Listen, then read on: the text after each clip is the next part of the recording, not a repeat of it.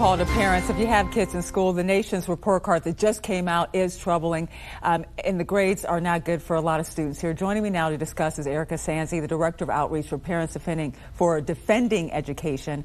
I know, Erika, you and I have talked about this, and this issue has you fired up. Yes, because very. We get bogged down in all the numbers, but what's really happening here is even more devastating beyond just looking at the numbers. When you think of, at least when it comes to reading, something like these are the lowest scores, the nation's report card, I think since 1992 or something like that?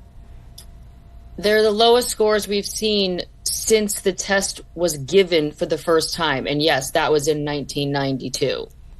So we're talking about after decades, we are doing worse now in reading with 12th graders than we were in the early 90s. That just sounds unbelievable to me.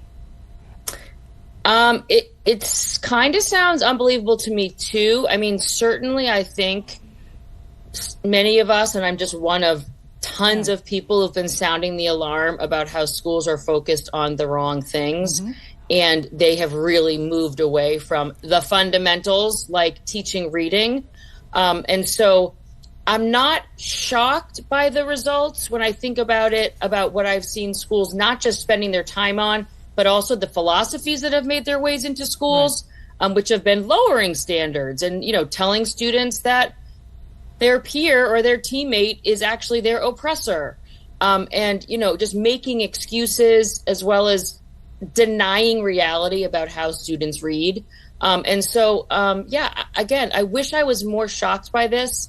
But I hope that it's a wake-up call to people that haven't really been paying attention, that all of this ideology, all of this talk about equity has gotten us to a worse place than where we were before. And let's talk about that worse place, especially when we talk to some of our kids who were already behind in some urban areas, marginalized students.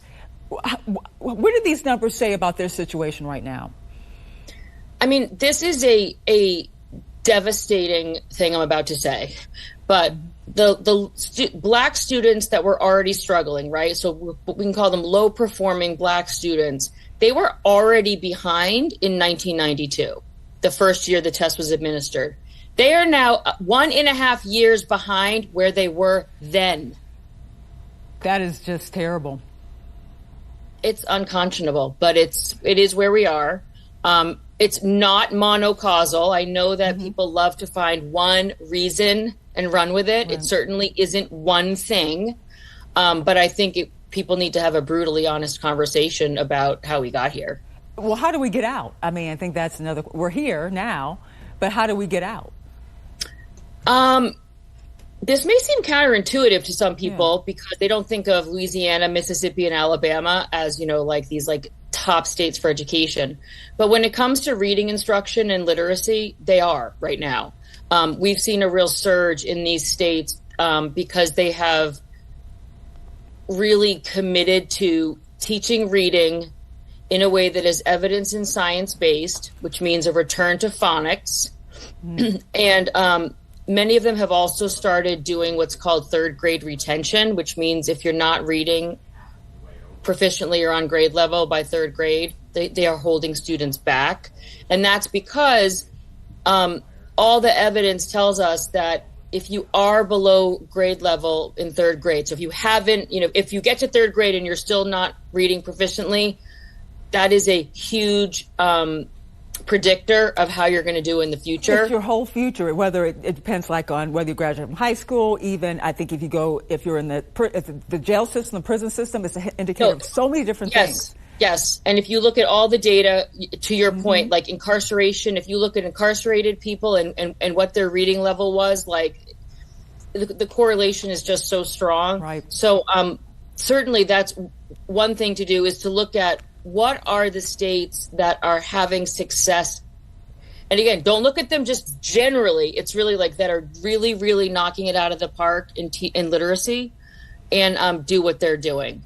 And that literally would mean, I think, state commissioners and superintendents in states that are really, really getting bad results need to get connected with the leaders in those states and begin replicating what they're doing. Now, it's not as easy as I'm saying, because unfortunately, like where I live, like unions have really fought a lot of these literacy reforms.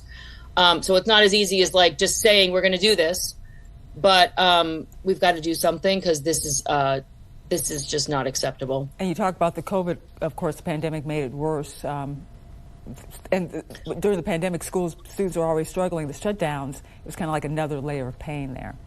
Yeah, I mean, one thing I would say is if anybody says, oh, it's just because of the pandemic, no, it's not. That's right. A lie. We were already doing worse before the pandemic, and it's really easy to blame that, right? Because that's kind of like a thing that was out of our control.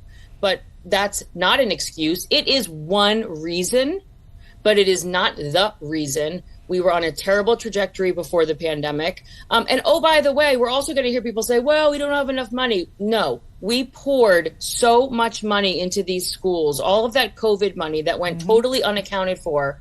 I believe it was $190 billion.